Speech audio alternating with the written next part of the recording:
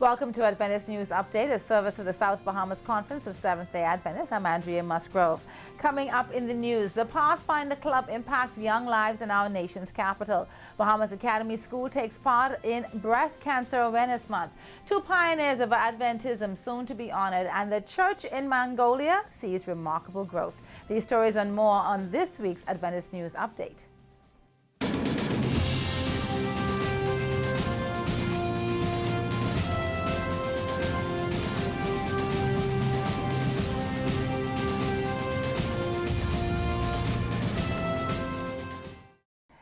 Thank you for joining us for this week's update. One of our local Pathfinder leaders for the South Bahamas Conference, Mr. Ray Jennings, recently established a Pathfinder Club at the Garventines Primary School on Alexander Boulevard. While many complain about the scourge of defiant youth who are affecting our society in negative ways, Mr. Jennings receives high commendations for joining forces with this government school to stem the tide of destructive behavior among our young people.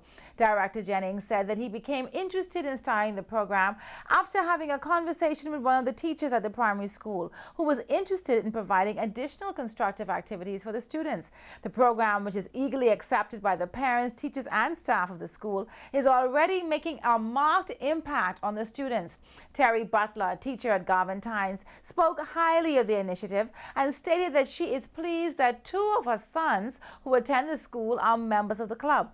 Butler said that her children are excited and that they are enjoying the activities, especially the drilling. She further said that the students who are involved in the program are becoming more responsible and that she has also observed that they are paying more attention to their dress and deportment. The Pathfinder Club is the largest youth organization in the Bahamas, and through its curriculum, young people are taught the vital principles of discipline, respect, productivity, and responsibility. Club meetings are held at Galvantines on Monday and Wednesday after school from 3:15 p.m. to 4:15.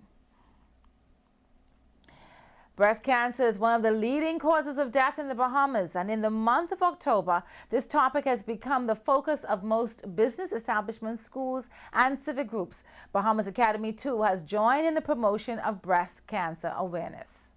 Bahamas Academy has become intimately involved in the fight against this vicious disease that has been responsible for robbing many of our nation's families, including BA's school community, of loved ones. Just a few months ago, they lost a beloved teacher and friend, Mrs. Pamela Sullivan, to the disease. In their quest to bring awareness, Bahamas Academy launched a video competition among the student body. The young people were eager to use their creative skills, and they have produced and uploaded video presentations not only on the school's website but also other social networks. If not arrested, this malady can continue to disrupt our lives. Therefore, the administration of Bahamas Academy is making an intentional effort to educate the public, and it is hoped that through this avenue lives can be saved. And let us pay special tribute to Mrs. Pamela Sullivan, whose life has left an indelible impression on the entire population of Bahamas Academy and the South Bahamas Conference of Seventh-day Adventists. I'm Laverne Serp reporting for the Adventist Broadcasting Network.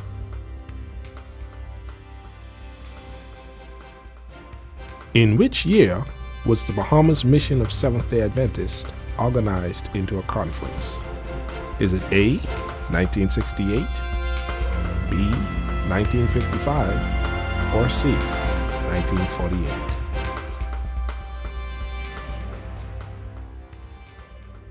Our local conference is set to honor two of our retired pastors, Silas McKinney and Neville Scavala, who have each served in the gospel ministry for more than 40 years. To pay tribute to these pioneers, the newly established Leadership Institute at the Global Mission Center of Influence, GMCI, located on Wolf Road at the Old Bahamas Academy site, will be named in their honor. Dr. John Carey, director of the center, and conference leaders are coordinating the official opening that will take place at the GMCI campus on November 3rd, 2012 at 3 p.m.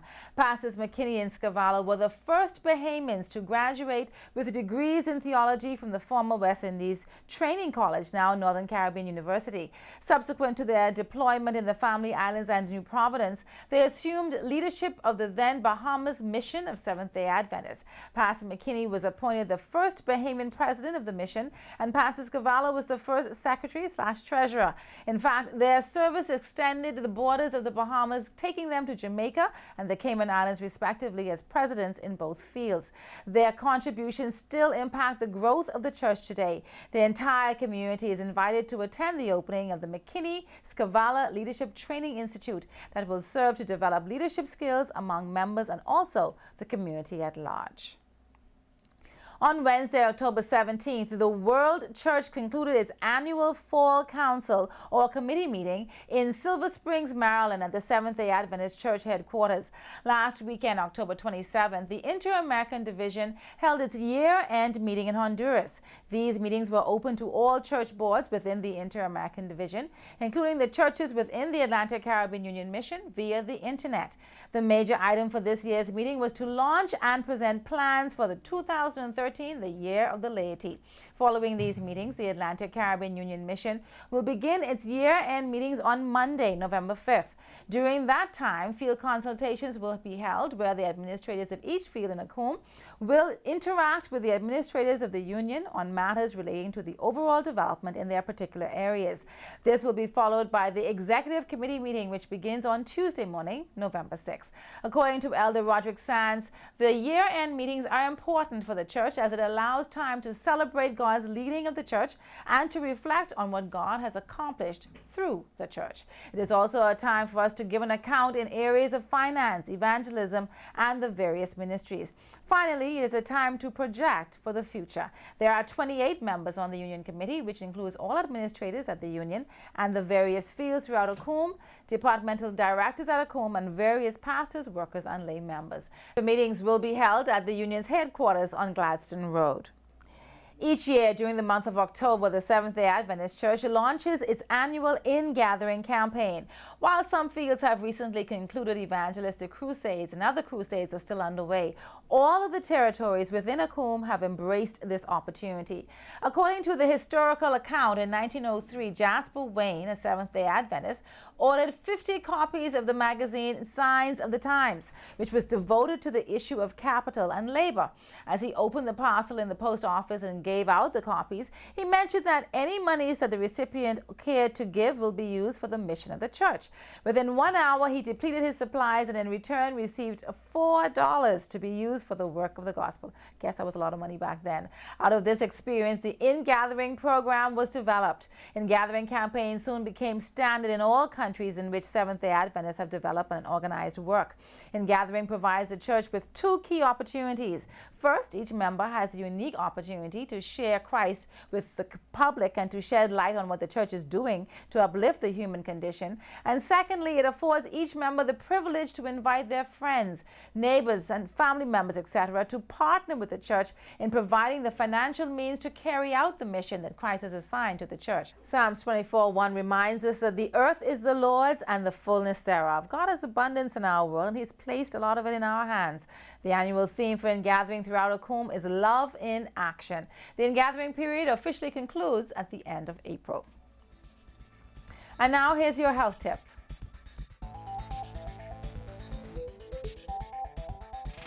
Everywhere you go, in the food store, at the fast food eateries, and even at home, people are supersizing. And now we have a nation of supersized families. Families are suffering from chronic diseases that are directly related to the fact that we are eating too much and moving too little.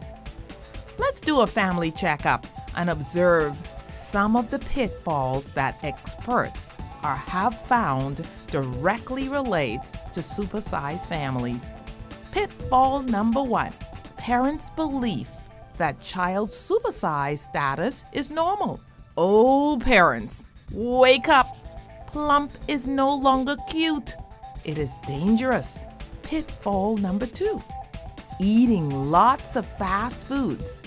If your child is eating breakfast and dinner from the fast food eatery, you need to change this to an occasional treat once a week or once a month.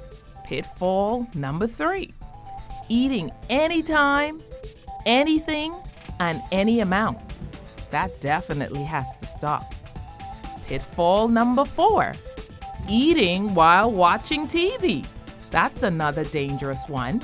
Pitfall number 5, skipping breakfast most days. Breakfast skippers eat more later, and most breakfast skippers are overweight. Pitfall number 6, drinking lots of sweet drinks and little water. There are up to 400 calories in some of our popular 20-ounce soft drinks. The body turns all that sugary drink into fat. Pitfall number 7, unrestricted TV and internet access in the bedroom. Parents, be smart and keep the TV and all the technological gadgets in the family room and monitor the amount of time spent. Research has found that children who are not getting adequate rest are more likely to be overweight or obese. Is your family guilty of some of these pitfalls? With God's help, change your family's lifestyle. This is Ida Mahana with your health tip from the South Bahamas Conference of Seventh-day Adventists. From the North Bahamas Conference, the Real Harvest Experience Health and Family Campaign with evangelist Peter Joseph is currently underway in the heart of the urban community at Adventist Way in Freeport, Grand Bahama. A native from the country of Antigua in the Caribbean who currently serves as the Executive Secretary of the South Bahamas Conference of Seventh-day Adventists, Pastor Peter Joseph commented that for the next few weeks we will have interventions that will address the breakdown in the family, stress relief, gang violence, peer pressure, financial counseling, premarital education, health lectures, adult literacy classes, and food distribution. The team of dedicated volunteer workers includes the pastors and members of the Freeport, Blessed Hope, and Shiloh Seventh-day Adventist churches, who are all motivated to reach out and affect positive changes in the community. Under the theme Generation Powerful, the Atlantic Caribbean Union Mission will host its Bible Boom and Youth Weekend in both the North and South Bahamas conferences.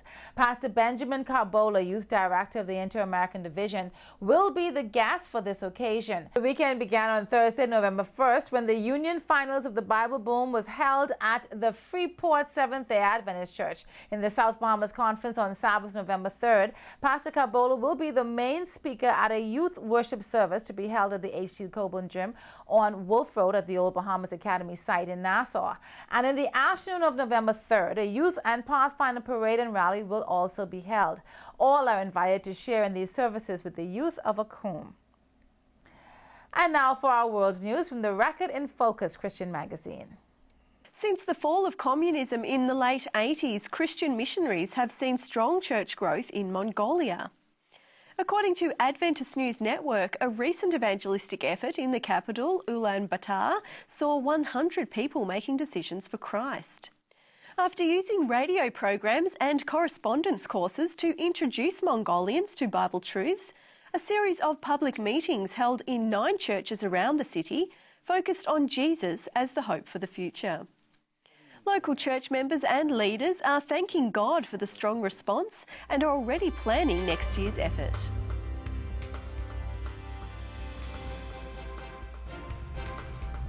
The Bahamas Mission of Seventh-day Adventists was organized into a conference on November 14th to the 18th, 1968, in a business session held at the Centerville Seventh-day Adventist Church. It's November and most of us wouldn't expect to be worrying about hurricanes. It's almost Christmas, for goodness sake. But Sandy is on the move. And the Met Office first issued a hurricane watch and then a warning to all those in her path. A watch lets you know that the weather conditions are favorable for a hazard to occur, while a warning requires immediate action in preparation for the storm. You know, planet Earth has been out of the watch advisory for a long time now. The warning alarm for the end of time has been sounded, and it urges all of us to take immediate action to be ready. Let us ensure that we will be safe in the arms of Jesus, because he is our shelter in the time of storm.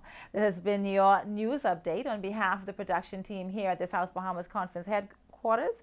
Thank you for watching, and have a blessed and safe weekend. I'm Andrea Musgrove for the Adventist Broadcasting Network.